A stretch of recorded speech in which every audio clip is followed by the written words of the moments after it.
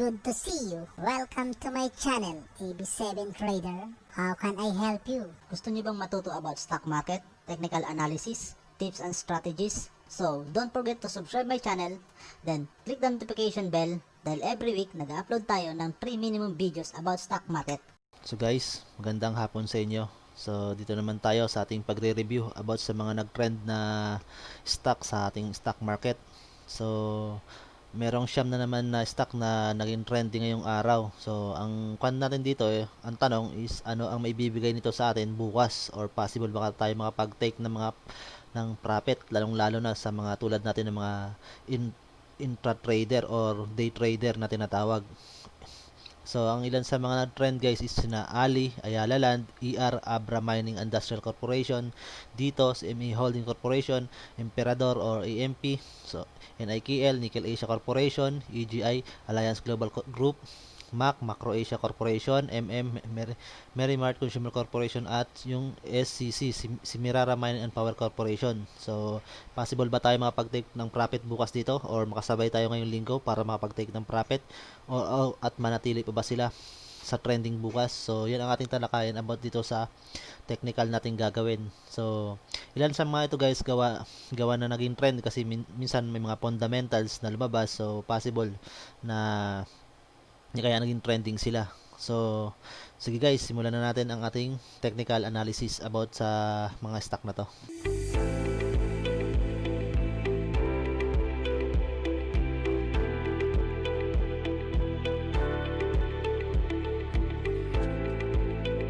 So guys, dito na tayo sa ating Instagram. So dito sa Instagram, dito natin ginagawa ang ating pagre-review ng technical. Kasi dito sa Instagram halos na gamit natin yung lahat ng technical indicator. So unlike doon sa ating ginagamit na trading platform is medyo ang iba ay wala doon at medyo hindi ko kabisado. Kumbaga hindi ko ganong gamay. So dito sa Instagram, dito ko lang ginagawa kasi medyo madali ko dito i-review.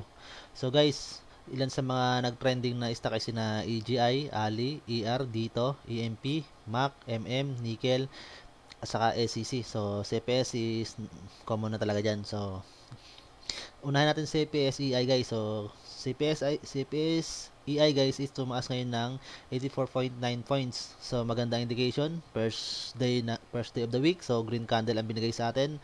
At na kumbaga yung trend niya nakarang week, yung pagtaas ng points niya nung nakarang week is na support niya ngayon hanggang ngayong Monday. So unlike nung nakarang Mondays is talagang totally na karon siya ng malaking pagbagsak ng points. So halos bumaba to ng 212.53 points. So gawa ng siguro ng ibang tao si iniisip na baka medyo hindi maganda ang ekonomiya kasi magkakaroon naman MECQ dito sa Metro Manila at Karatig Probinsya. So, yun ang nangyari siguro nakarang Monday. Pero ngayong Monday is maganda. Green candle ang binigay.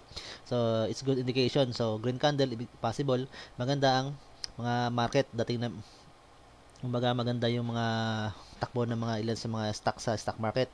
So, simulan natin guys ang ating pag technical review dito sa mga market na to.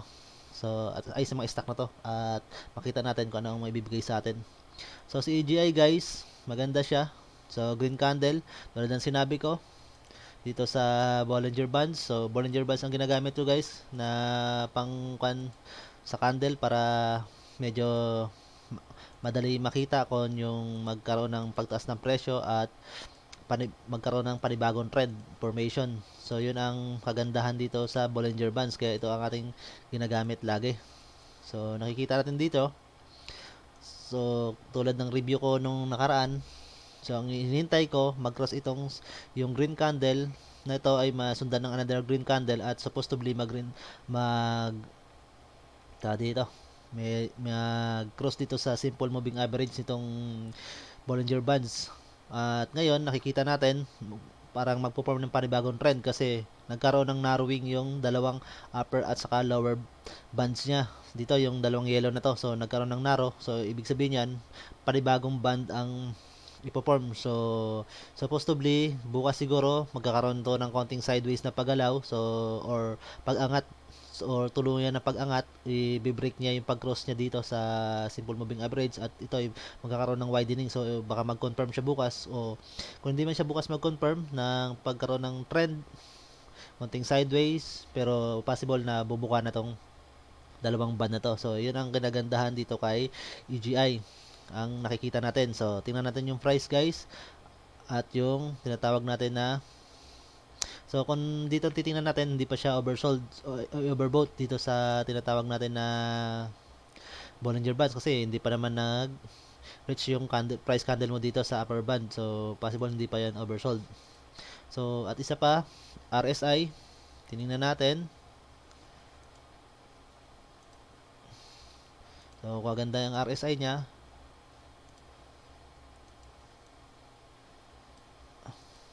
So ito ang RSI niya guys. So ngayon break niya yung 30, halos ngayong araw niya lang break yung 30 guys. Nag-kwan siya sa 30. Umangat siya sa 30 na kwan.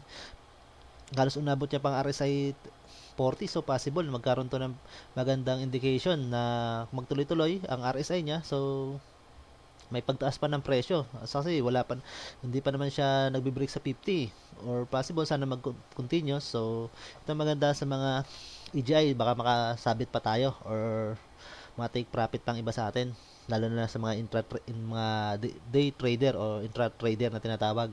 So ito masasabi ko kay EGI. So sumunod si Ali.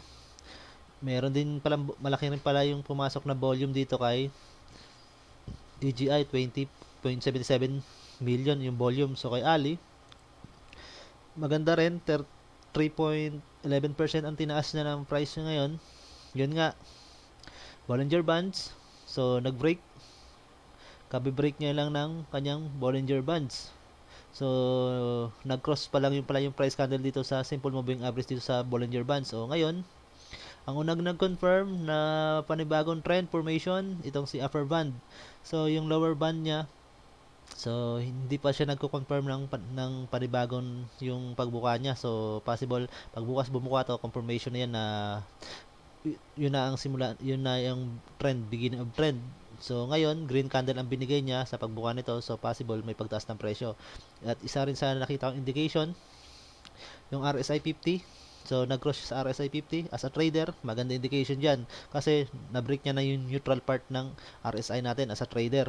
Kasi ito yung binabantayan ng mga trader kayo, yung RSI 60 to 40. So if the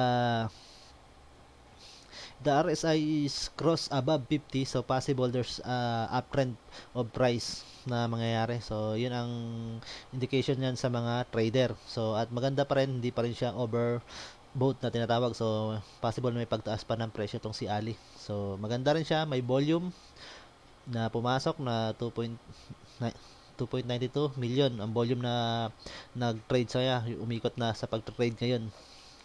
May value na 95.73. So at isa pa dyan, siguro yung pangit niya lang sa atin dito sa fundamentals niya, second quarter earnings is negative 95.37%. So yung income niya bumaba ng 95.37%. So possible na halos 4 point something, 4.6% ang naging income niya lang compare nung nakaraang quarter o first quarter of 2020. So yun lang naman masasabi ko dito sa kanyang fundamentals.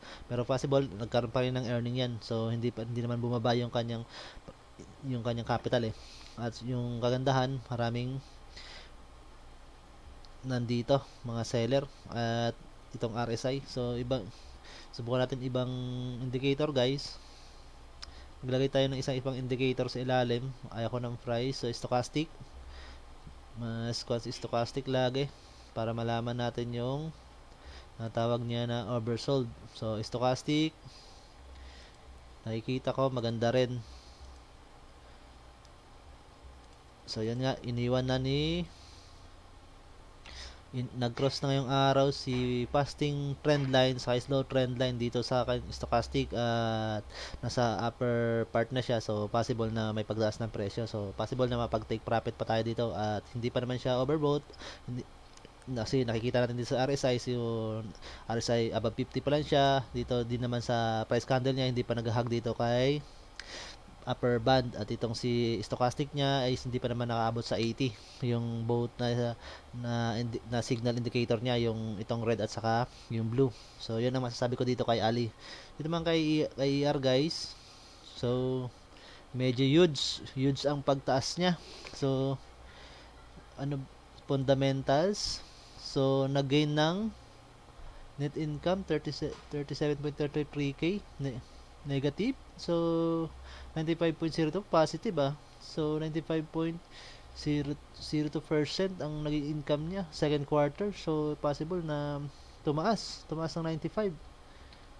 So yun siguro ang kagandahan ng kanito guys. So confirm mo kay Ali, positive siya. So 47 net income. So maganda naman kay AR, saka top gainer siya ngayong araw. Ito guys, top gainer siya, so kaya naging trend siya at malaki yung value niya na pumasok. So 73.27 billion. At isa pa nga guys, Abra Mining Industrial Corporation pala to, involved sa mining. So maganda ang indication ng mining ngayon sa atin kasi nga pinabuksan yung mga nagsara. So at isa pa, yung demand sa buong mundo ng mineral o ng metal is in demand din ngayon. So ang hindi ko lang maganda nakikita dito guys kay ER, so possible bukas baka magkaroon to ng tinatawag na pag downtrend. So tingnan natin yung galaw niya every 15 minutes ngayon. So 15 minutes 10 dito simula.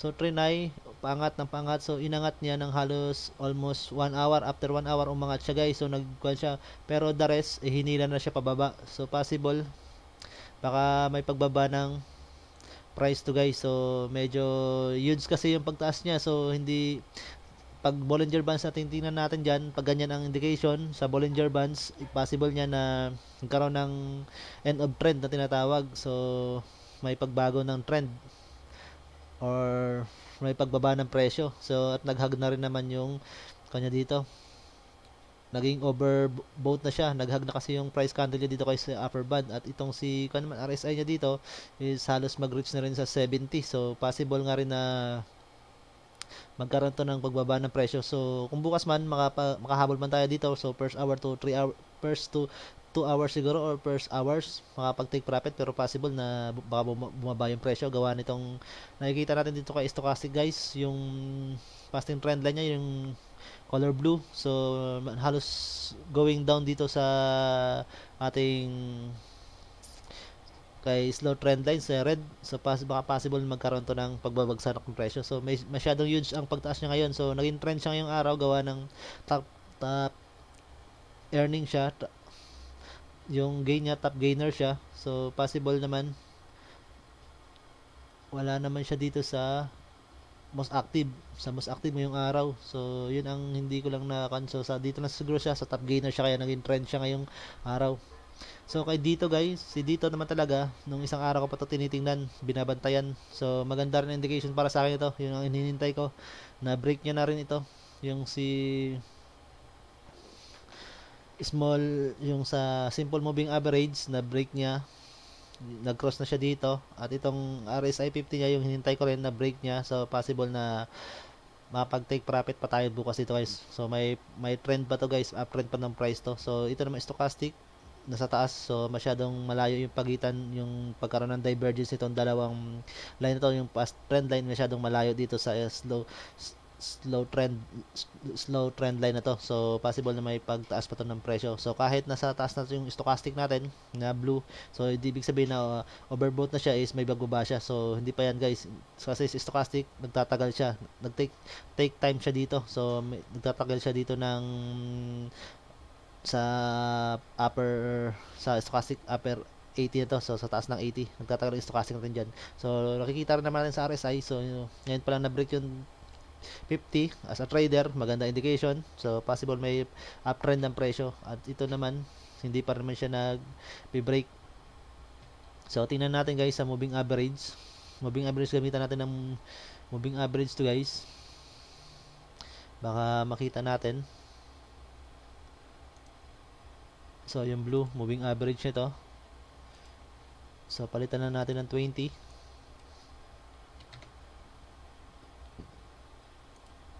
At medyo lakihan natin. So ito yung moving average niya guys, yung light blue. So samahan natin ang tinatawag na VW. yung volume weighted moving average. So ito yung isa sa mga indicator din na maganda isama sa kwan na to.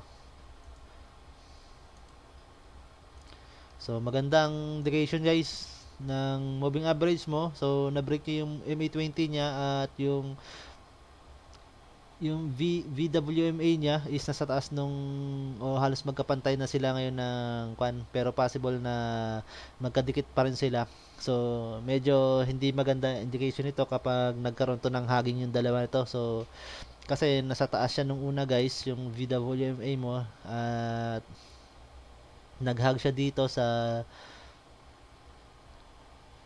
moving average mo, pero ang nakikita ko is medyo umaangat naman siya sa tinatawag na moving average mo, si VWMA. So possible pag nasa taas yan makikita natin bukas at itong green candle ang susunod na ibibigay niya sa atin. So possible na maganda rin ang may pagtaas pa to, mapag-take profit pa tayo dito.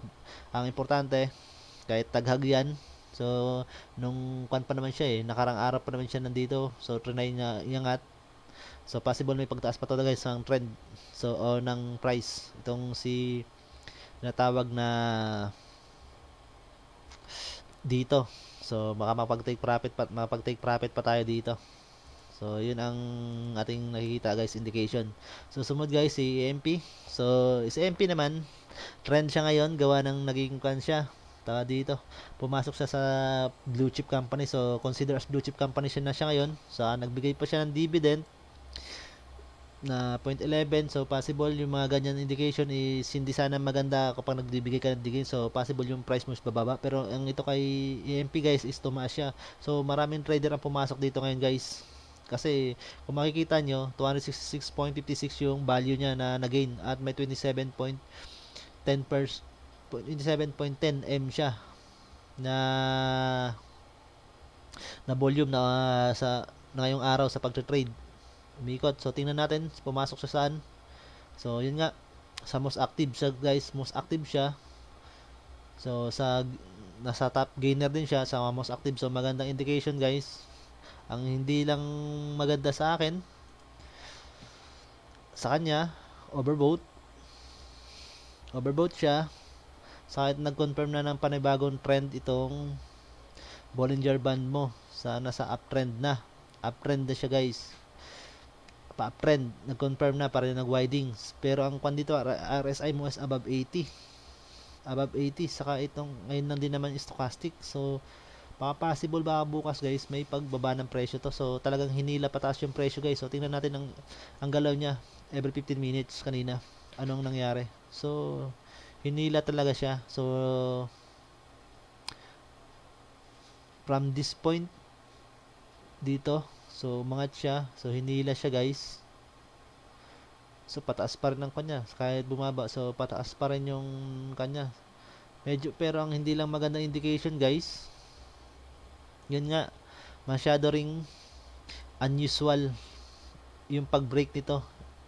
Unusual yung pagtaas ng presyo compare mo dito.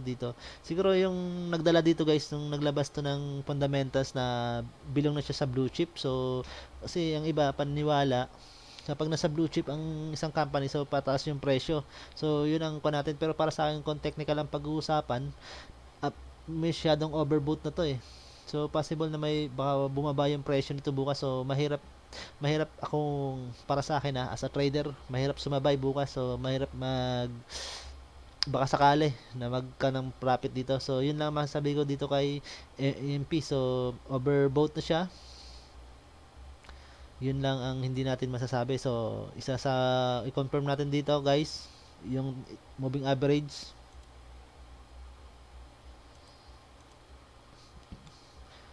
Yan na lang guys, moving average mo hindi ganong gumalaw yung VWMA mo pa uptrend. So possible halos mag-cross siya dito sa tinatawag na moving average mo, sa simple moving average mo yung blue. So indication kapag mag-try na mag-cross itong at going trend at ang pag-cross niya is going down, possible na may pagbaba ng presyo guys. Yun ang ibig sabihin nito ng VWMA saka moving average kapag ganoon ang nangyari sa kanila.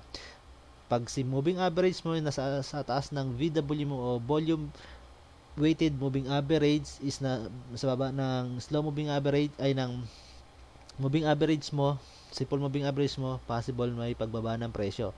Yun ang indication na binibigay niyan. So, sa akin, hindi ako magte-take ng risk para dito mag-take ng profit. So, may shadow huge ang pagtaas ng presyo, unusual. At itong RSI, so halos above 80 na siya. So, medyo kung mga investor yan, baka kuha na sila. Kung may mga nag-invest na dito, yung mga nag-invest dito nung mga nakaraan, so dito baka mag-take profit na sila diyan, guys. So yun ang masasabi ko dito kay EMP. So sumunod guys si Mac. So bumalik ulit si Mac sa kanyang tinatawag na pagre-trend. So ang indication niya ngayon, panibagong trend ang mabubuo. Kasi pag narrow ng itong Bollinger Bands. So yun din, maganda rin indication. Naglabas siya ng stock dividend 20%. So 20% ang binigay niya na stock. So, additional 20% sa mga stockholder niya. So or may hawak ng stock. So 20% stock dividends or 20% ng kinita siguro yung naging income nito. So hindi natin alam kung anong 20%. 20% ng stock or baka 20% ng net income nito ang kanyang ibibigay sa mga hawak ng mga stockholder niya. So, sa August 14, record date. So, hanggang August 14 ang record date niya. So, pag may pagnaro guys, ibig sabihin nito is tinatawag na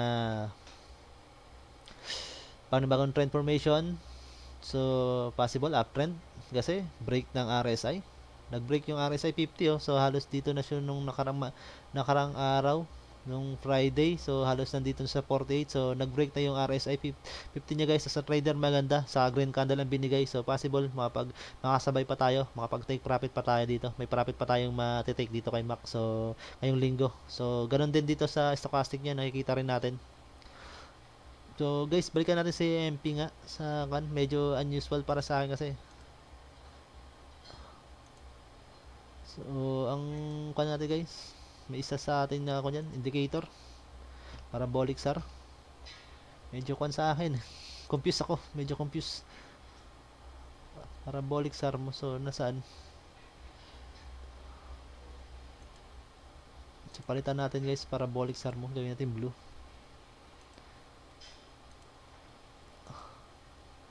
Okay. Parabolic SAR niya. So, kung parabolic SAR ang titingnan guys, so dito kasi guys, hindi maganda gamitin ang parabolic SAR dito sa part na to. Kasi gawa ng medyo sideways yung presyo, so hindi nagagamit ang parabolic SAR. Ang ginagamit ng parabolic SAR pag medyo bullish yung tinatawag na price candle. So, ito. Kung nasa baba guys, ang parabolic SAR mo, ibig sabihin may pagtaas ng presyo. So, ito nga, binaba niya. Pero nung nakaraang Friday is tinaas niya na, ibig sabihin nito nag-indication na siya baka bumaba yung presyo, pero nadala siya ng fundamental siguro kaya binaba niya ulit kasi tumaas yung presyo. Pero mahirap pa rin guys dito kay EMP. So nasa sa inyo yun kung ano yung kanyo. Kung feeling nyo blue chip na siya, kung feeling nyo may pagtaas ng presyo, nasa sa inyo na yun guys yung decision. Pero para sa akin, as a technical na titingnan, overbought. Kung alam nyo gamitin tong RSI at itong stochastic, so possible alam nyo rin ang ibig sabihin nito guys. So ayaw kong nag-suggest kung anong gagawin, pero ako negative ako sa dito kay EMP ngayong linggo.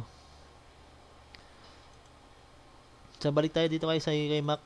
So maganda na itong indication ni Mac. So green candle, maganda indication. So kapag nag-widening to, possible na uptrend to guys. So itong RSI, itong stochastic, magandang indication. So dividend nagbigay din. So magandang tatlong indication na binibigay niya guys sa atin.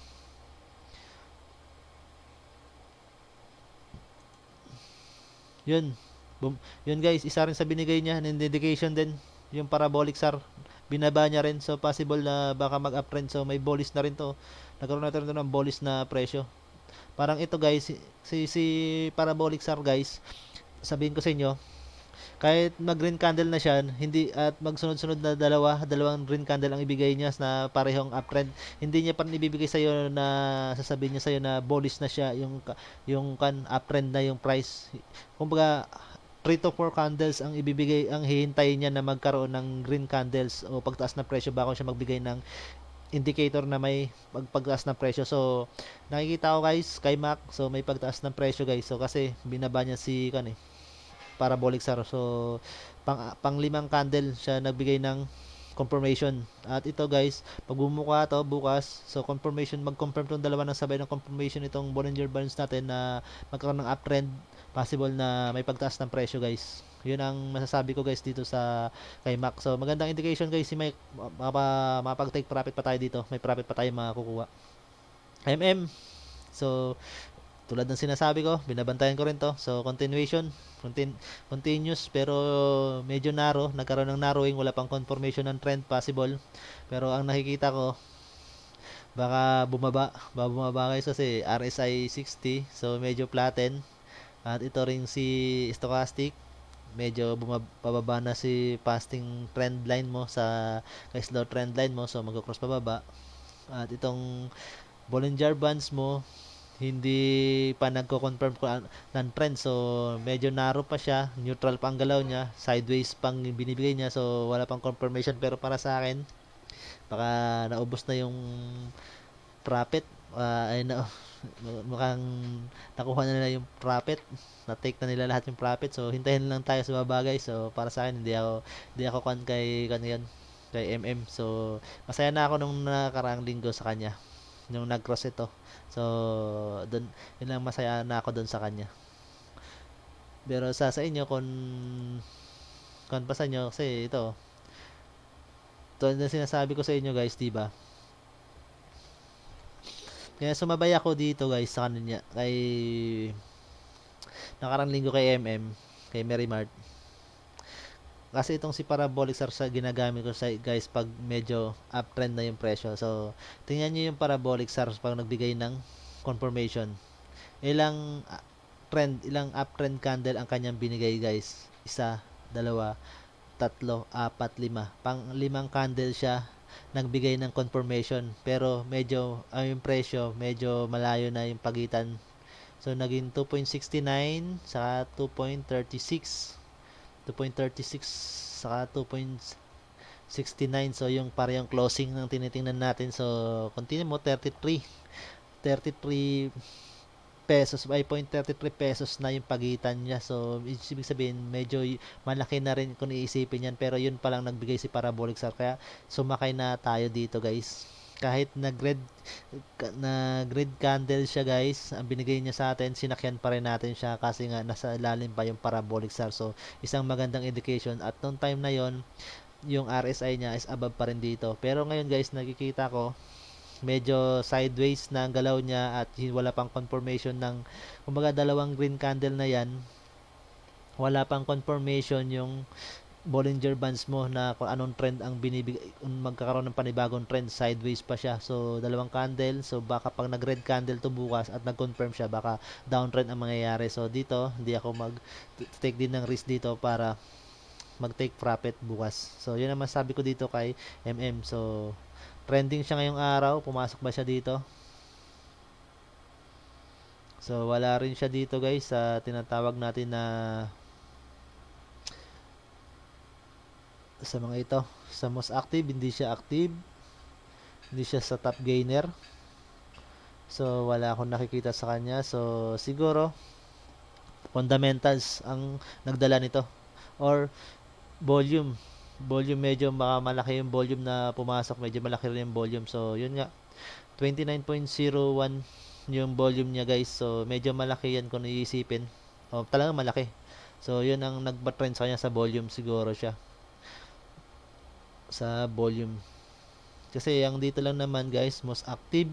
So may ibig sabihin, kumbaga sa buong trading hour is hindi siya nasisiro ng pagte-trend sa top gainers. So medyo malaki ang kita niya, pero kung isipin, wala yung volume, wala naman top volume na sinabi dito. Baka sa volume siya guys pumasok sa ating sa volume yan, sa volume nito, kaya naging dito si MM naging trend. So malaking volume na pumasok. So pero hindi, para sa akin Baka hindi na siya magkaroon ng uptrend. So tingnan natin bukas guys. So kung mag-hug man ito, so malapit na rin siya dito, mag-overbought. So medyo ito kasi ang galaw ng kanyang tinatawag na RSI medyo nag-flatten. Saka ito medyo stochastic, medyo pababa. So hindi siya magandang indication as a trader. Day, as a day trader guys pero as an investor hindi rin siya maganda para sa akin. So medyo lilo tayo kay MM. So kay nickel guys, so binabantayan ko lang din to para sa akin. So naglabas din siya ng dividend, so August 24 record, so payment is September 4. So medyo malaki yung dividend niya. So medyo malaki ang kinita nito guys. Nagbigay ba naman na 0.22 pesos na dividend at ang kanyang price niya is nasa 3.03. So halos 7% ng price nito. So dito guys, siguro medyo hindi rin ako medyo mataas yung ako guys, amin natin hindi rin ang sinikal binabantayan ko guys para sumalo.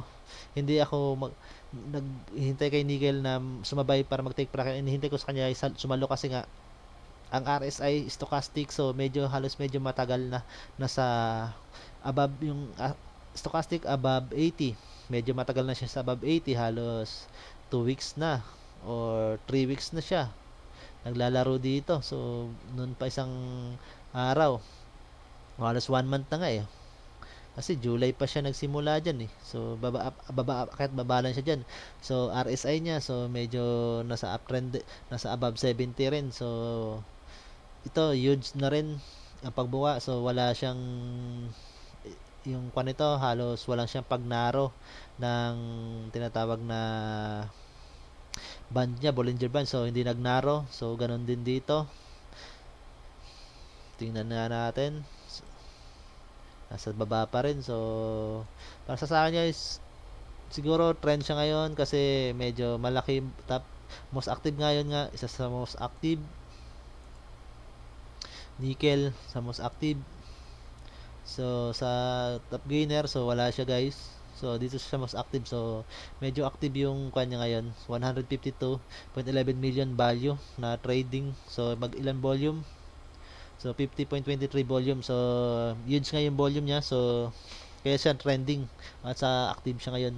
Pero para sa akin, hindi na tayo makasakay diyan guys. So iba siguro dito kaya na green candle to.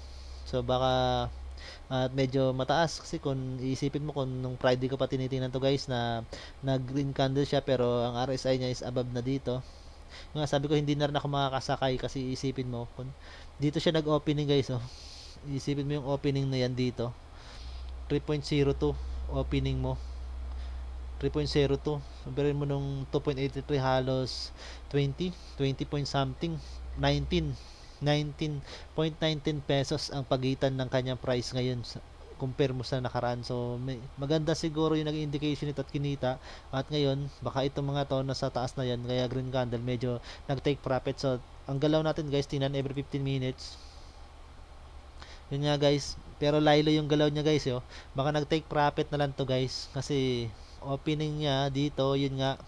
Pero yung galaw niya kung iisipin nyo, may pagtaas ay may pagbaba nung una, pero unangat pero may pagbaba. So baka may mga sumasabay, may nagte-take profit guys. So baka may nagte-take profit lang dito ngayon araw. So baka possible baka bukas yun nga baka bumaba siya guys. So yun ang masasabi ko kay nickel guys. Kaya naging trend siya, mas active siya. So sumunod last SEC si Mirara. So negative si Mirara guys, downtrend. Ang nangyari kay si Mirara, medyo bakit siya naging trend? Yun, most active din siya guys. May 104.73 na value. So sa top 10 na most active is nakasama siya. So yun ang nakikita ko dito kay si Mirara, kaya siya nagkaroon ng tinatawag na trending, naging trend siya ngayon at medyo maraming buyer guys. So marami nag-iipon ng volume guys, nag-hold ng volume, maraming bumili. At kung iisipin mo nga kung bilang investor, so maraming investor ang pumapasok dito guys. So kung iisipin mo halos below na siya ng 30. So abang tayo Pag nag-cross yan dito at bumalik dito or bukas, kapag bumalik na siya bukas, so baka pwedeng sumabay tayo, baka magkaroon na siya ng profit. So possible para may profitable itong market na to. Pero ngayon, bumaba yung presyo, so medyo bagsak din yung pagbagsak niya. Yung tinatawag, masyadong mababa. Bagsak talaga, biglang bagsak pala. Hindi yung bagsak na bagsak.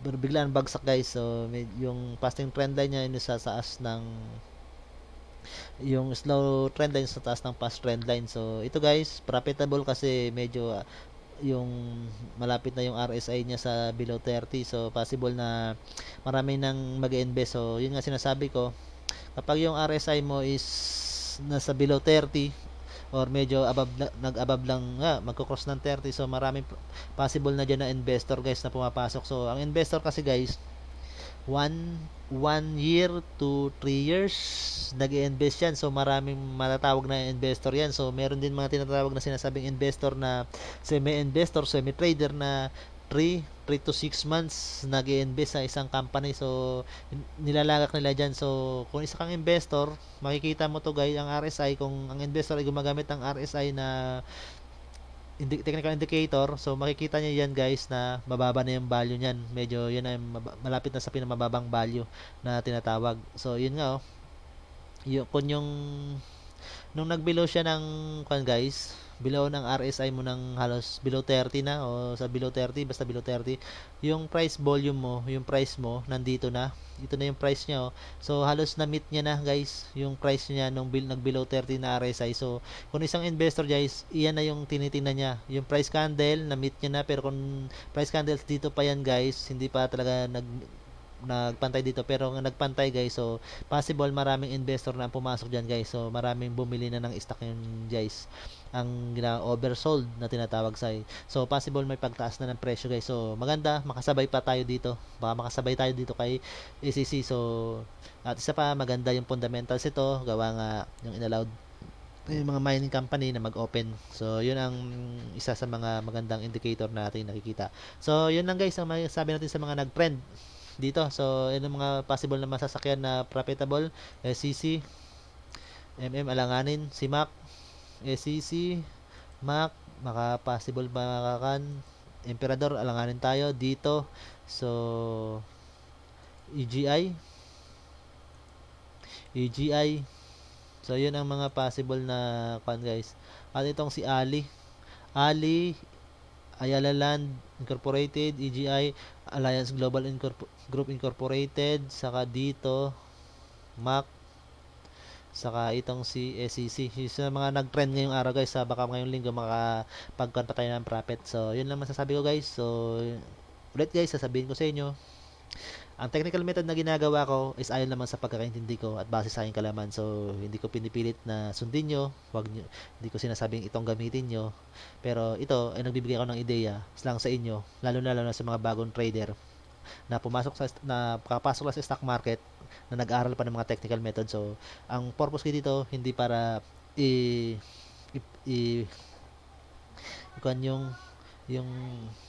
yung tinatawag na yung dito, hindi yung ko yung kanyo yung itong stock na to, kundi yung tinatawag na technical ang gusto ko ipa-kuan sa inyo,